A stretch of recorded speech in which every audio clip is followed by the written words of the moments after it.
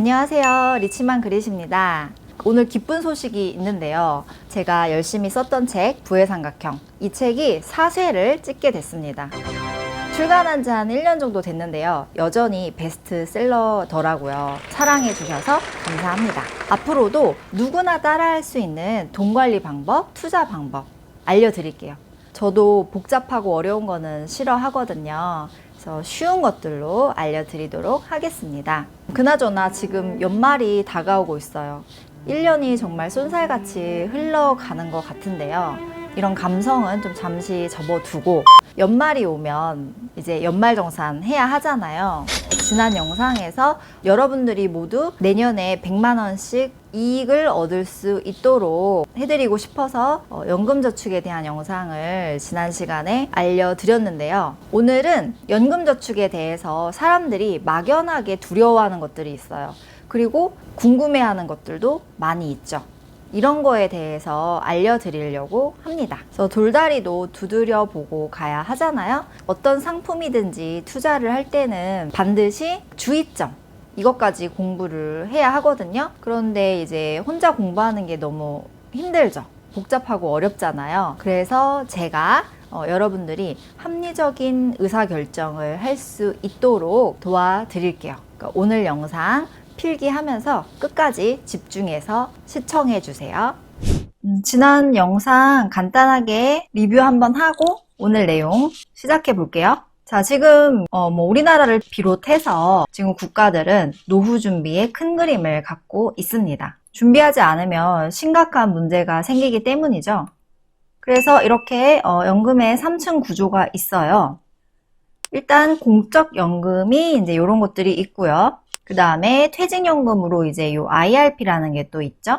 그리고 이것들로 이제 부족하기 때문에 개인연금으로 연금저축 그리고 주택연금이 있습니다. 이거는 이제 우리나라가 아파트 비중이 많기 때문에 이것도 뭐 활용할 수 있겠지만 우리의 앞으로의 노후가 국가에만 맡길 수가 없는 상황이에요. 그 이유는 지난 시간에 이제 알려드렸는데요. 그래서 지금 국가에서는 우리한테 어떤 혜택을 주면서 너네도 노후 준비를 해라 하고 있는 거고, 그 중에 우리가 이제 많이 하는 게 바로 이 연금 저축하고 IRP죠.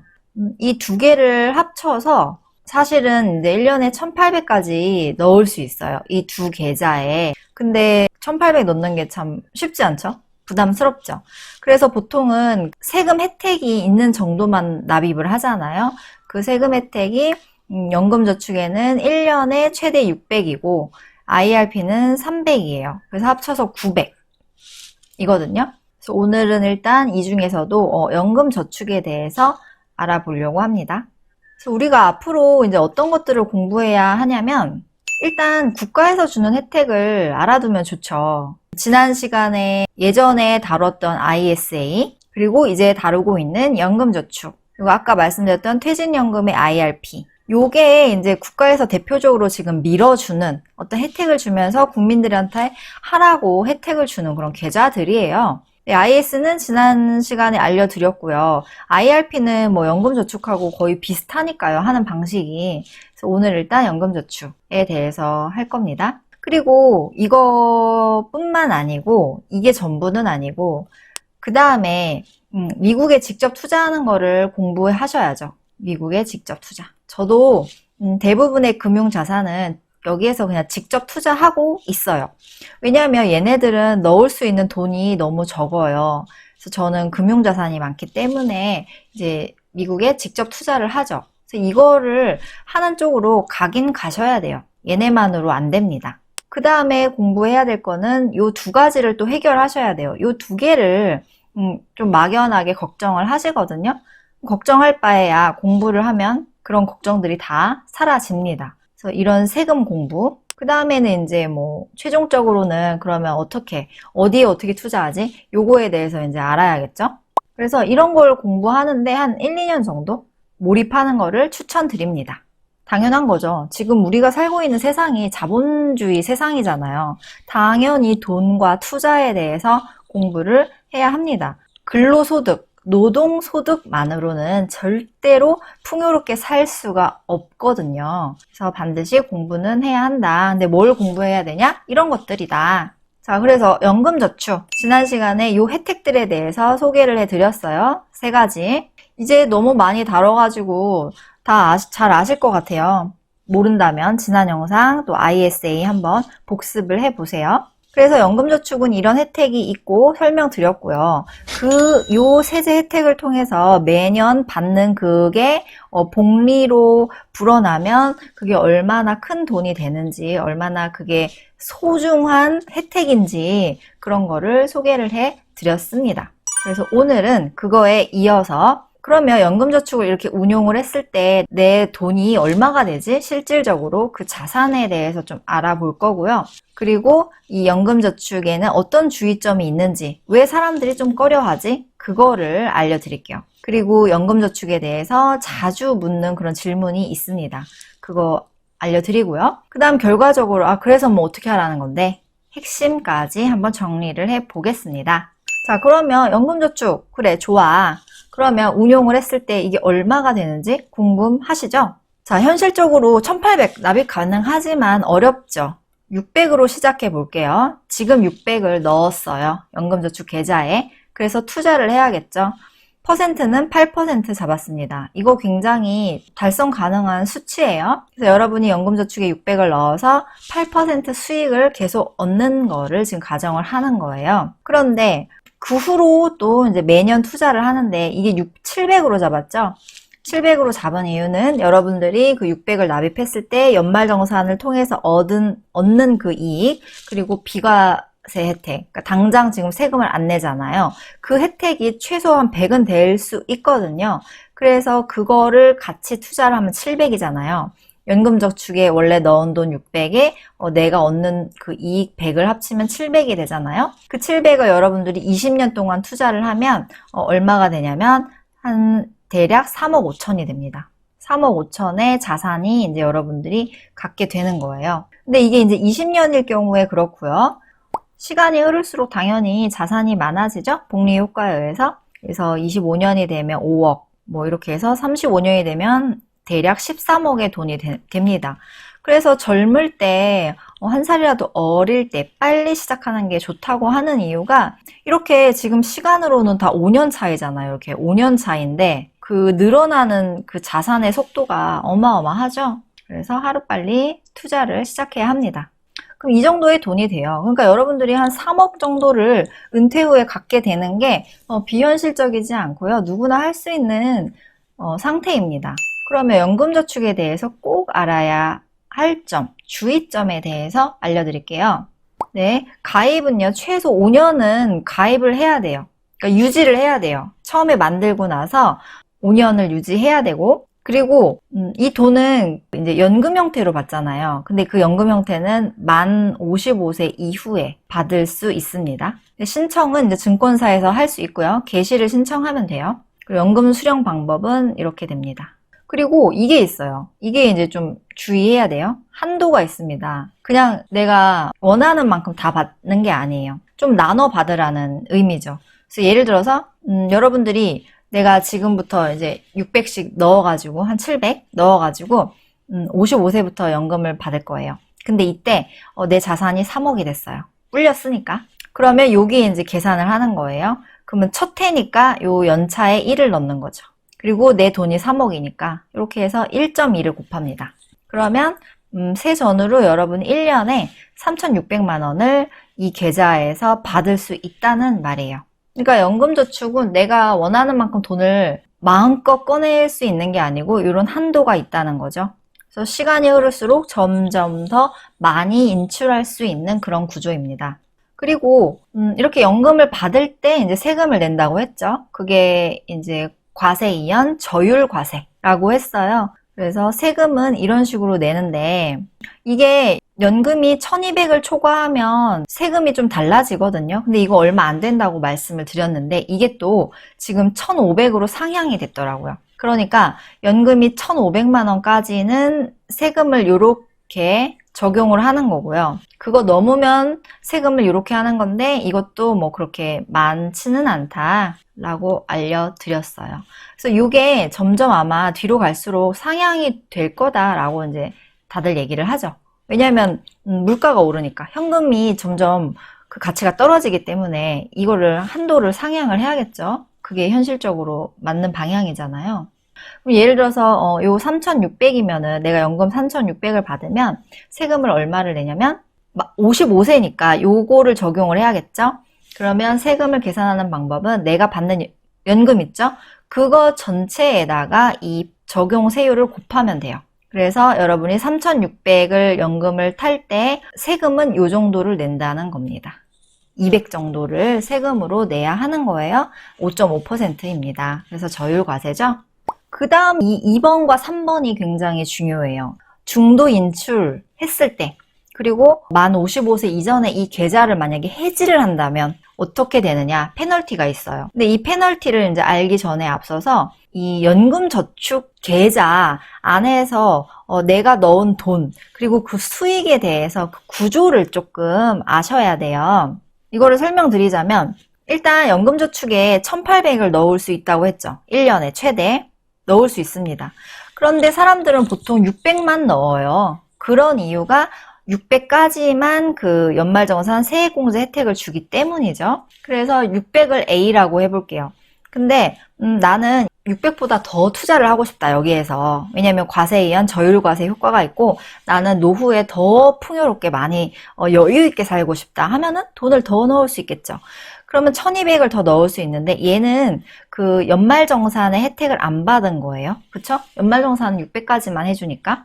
어쨌든 이런 돈이 있고 그 다음에 A와 B는 내가 넣은 원금이잖아요. 그 원금에 대해서 이제 수익이나 분배금 같은 게 생기겠죠. 자산이 올라서 또는 내가 배당을 받아서 그런 수익이 생깁니다. 그거를 이제 C라고 나눠서 생각해 볼 수 있어요. 그러니까 여러분들이 연금저축 계좌 안에는 돈이 이렇게 세 가지가 분리가 된다고 생각을 하시면 돼요. 그러면 A, B, C가 각각 그 항목대로 계속 쌓여 가는 거죠. 시간이 흐를수록. 그러면 이 세 가지에 대해서 그 세금이라든지 그 페널티가 다르게 적용이 돼요. 일단 이 600에 대해서 여러분들이 매년 넣었던 600에 대해서는 세금 혜택을 줬죠. 그러니까 나라에서 그 혜택을 준 계좌는 혜택을 준 만큼 페널티가 있다고 생각하면 돼요. 그거를 유지시키기 위해서. 그래서 세액공제를 받았던 그 매년 600 있죠. 그거에 대해서는 여러분들이 중도 인출을 하거나 내가 600을 넣었다가 그걸 인출한다든지 또 이 돈이 나중에 연금을 받을 때는 세금을 내는 거예요. 혜택을 받은 거에 대해서. 그런데 이 1200 있죠. 이 1200은 혜택을 안 받았죠. 그래서 이 1200은 인출을 여러분들이 하셔도 돼요. 이게 되게 중요한 점인데요. 그러니까 혜택 받기 전에는 내가 그 1200에 대해서는 언제든지 그 원금을 빼도 돼요. 이거는 페널티가 없어요. 그리고 이 1200이 계속 쌓여서 나중에 은퇴했을 때 연금으로 이걸 받을 거 아니에요. 어쨌든 이 1200에 대해서도. 근데 그것도 연금 수령할 때 이 1200에 대해서는 세금을 내지 않아요. 아까 5.5% 이런 거 있었죠? 그거를 내지 않습니다. 왜냐하면 지금 세액공제 혜택을 안 받았기 때문에. 그러면 요 C 있죠? 수익금에 대해서는 어떠냐?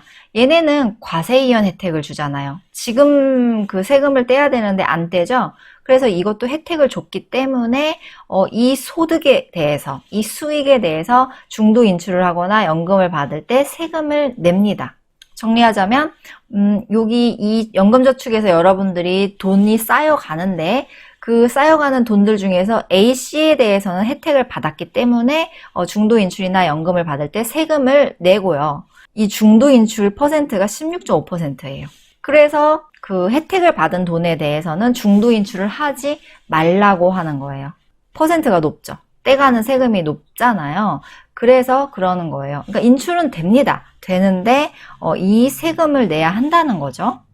그래서 이 세금을 내고 뺄 바에는 안 빼는 게 좋다는 거죠. 그리고 여러분들이 세액공제를 받으려고 이 600을 넣었지만 이거는 내년에 돌려받잖아요. 그래서 그때 전에는 또 인출이 돼요. 아직 공제를 안 받았으니까. 그리고 또 생각해야 되는 게 납입하는 거는 중지가 가능은 해요. 그러니까 내가 이 계좌를 만들었다고 해서 무조건 600씩을 넣어야 한다. 안 그러면 페널티가 있다. 그런 건 아니라는 거예요. 내가 이거를 만들었는데 올해는 넣을 수 있어서 뭐 400을 넣어도 되고 내년에는 300을 넣어도 되고 그 다음에 200을 넣어도 되고 그 다음에는 안 넣어도 되고 그런 식으로 납입액이나 그런 거에 대해서는 뭐 불이익은 없어요. 내가 넣은 만큼 이익을 얻는 거예요. 한마디로. 그래서 계좌를 만들었다고 해서 그렇게 부담을 가지실 필요는 없어요.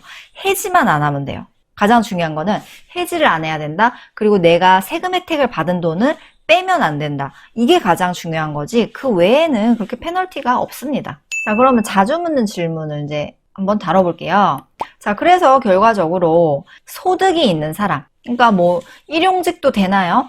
그 일용직도 연말정산을 할까요? 그러면은 만들면 좋은 거예요. 어떤 그 연말정산이나 종합소득세를 신고하는 그 대상자다. 그렇다면은 이제 만들면 좋은 거죠. 왜냐하면 세금을 돌려주니까 구조가. 그래서 이런 혜택이 있기 때문에 그리고 어쨌든 지금 우리나라는 노후 자금이 굉장히 부족하다. 근데 이걸 통해서 강제적으로 장기 투자가 되니까 노후 준비를 생각하는 사람이라면은 그리고 매년 나의 그 소득세에 대한 어떤 절세 효과를 누리기 위해서 또 만들면 좋다는 거죠. 나는 얼마를 돌려받을 수 있을까? 그거는 사람마다 다르죠. 연봉에 따라서 다르고 그리고 나의 산출 세액에 따라서도 다른데 이거에 대해서는 ISA에서 자세히 설명을 드렸어요. 그 다음에 내가 만약에 공무원이나 군인이어가지고 다른 연금이 나는 좀 충분하다는 생각이 든다. 그렇다면은 이제 이것보다도 이 연금저축보다도 미국에 직접 투자한다든지 ISA 하는 게 나을 수 있죠. 왜냐면 ISA는 3년만 유지하면 되고 조금 더 유연하잖아요. 그래서 그렇게 하시면 될 것 같고요. 내가 곧 퇴직을 한다. 그러면 이때도 이제 직접 투자나 IS나 이런 쪽이 나을 수 있죠. 그래서 저는 연금저축은 만약에 내가 지금 소득이 있는 사람이어서 그 효과도 노린다. 그런다면 한 50대 초반?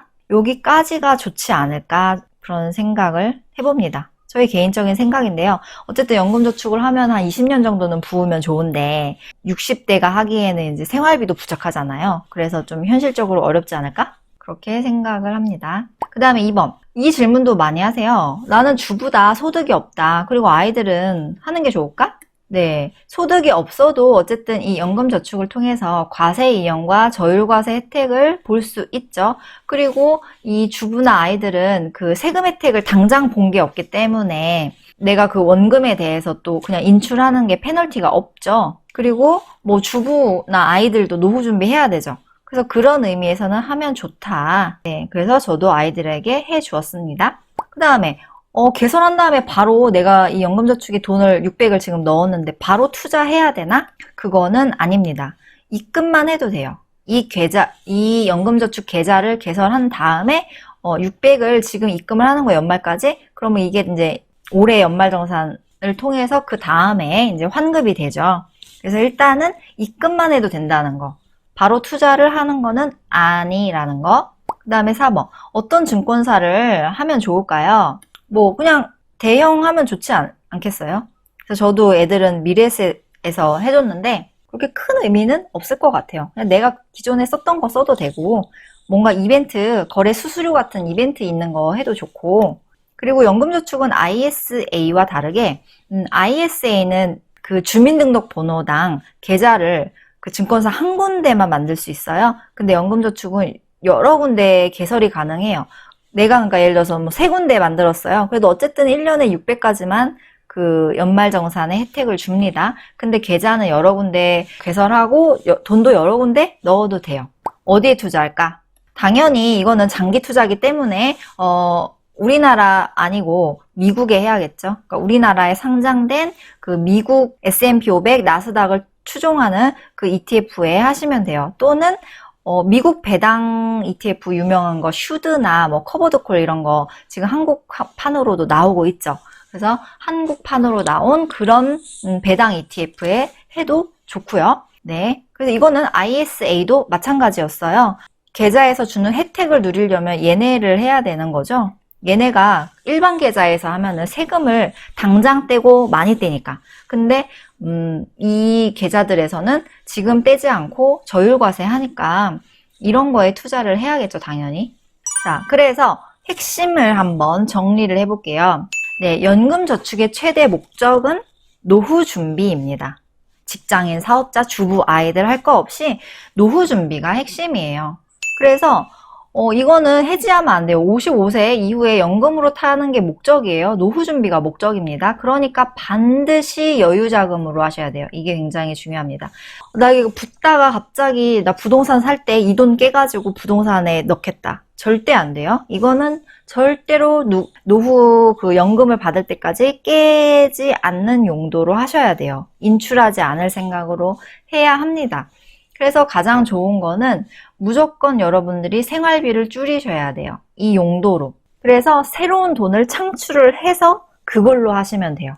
내가 갑자기 더 저축을 많이 한다? 이런 거 어렵죠. 갑자기 내가 소득을 막 많이 늘린다? 어렵잖아요. 그렇게 하면 물론 굉장히 좋죠. 그렇지만 가장 현실적으로 할 수 있는 방법은 내가 지금 과소비하고 있는 거를 한 달에 얼마라도 줄여서 그 돈을 가지고 이 연금저축을 하겠다. 이게 가장 베스트예요. 그래야만 이거를 깨지 않고 끝까지 유지할 수 있습니다.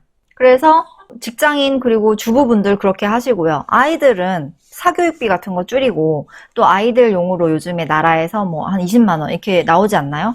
그런 거 해가지고 아이들도 해주면은 정말 노후에 아이들이 부자로 살 수 있겠죠.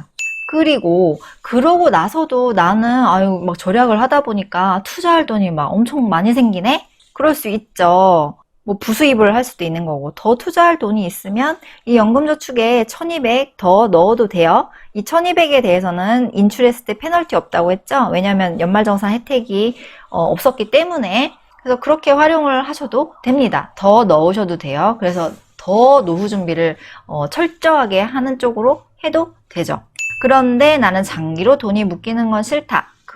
하지만 나라에서 주는 세금 혜택은 얻고 싶다. 그러면 IS로 가시면 되고요. 나는 그냥 뭐 나라에서 주는 혜택 그거 약간 제약도 있고 그런 거 생각하기 귀찮고 또 넣을 수 있는 돈도 별로 많지도 않고 해서 나는 그냥 깔끔하게 22% 분리과세, 미국 주식 종합소득세에 합산되지가 않아요. 분리과세고 그냥 무조건 세금 22%예요. 양도 그 차익에서 250만 원을 제외하고는 그냥 22% 세금을 깔끔하게 냅니다. 1년에 한 번. 나는 그냥 깔끔하게 세금 내고 내가 하고 싶은 대로 적극적으로 막 레버리지 3배짜리 투자도 하고 좀 더 다양하게 미국 채권에도 투자하고 막 다양하게 그냥 나는 하겠다. 나는 투자할 돈이 좀 많다. 그러면은 미국에 직접 투자하면 좋죠. 이것도. 왜냐하면 이게 달러 보유 효과도 있거든요. 경제 위기가 오고 하면 항상 달러 가격이 오르잖아요. 그래서 내 자산을 해지를 해주죠. 저 같은 경우도 이 달러가 많기 때문에 자산이 정말 해지 플러스 이익이 많이 되거든요. 달러의 효과가 크더라고요, 진짜. 그래서 이런 쪽으로 공부를 결국 이쪽도 하긴 하셔야 돼요. 우리나라에 그 혜택을 주는 거는 돈이 얼마 안 되기 때문에 미국에 직접 투자해서 자산을 불리는 방법 이것도 공부를 하셔야 합니다. 부자들은 달러를 많이 갖고 있죠. 금하고 뭐 미국 채권 이런 식으로 자산을 좀 해지하는 거를 갖고 있기 때문에 우리도 그런 쪽으로 가야 합니다. 자, 그래서 오늘의 미션은 1번은 지난번에도 이제 많이 말씀을 드렸어요. 요거 한번 확인을 해보자는 거. 그래야 내가 얼마의 세금 혜택을 보는지를 알 수 있죠. 그 다음에 이 연금저축 계좌 한번 일단 개설해 보세요. 납입 안 해도 되니까 일단 해놓고 생각해보자. 납입 안 해도 돼요. 근데 여러분들이 뭐 ISA나 뭐를 만들었다? 그러면 이 20일 제한이 있거든요. 그러면은 20일 지난 후에 만들면 되겠죠. 그리고 어떻게든 투자금을 확보해야 합니다. 그래서 이 전자책 고정 댓글 통해서 한번 받아 가시고요.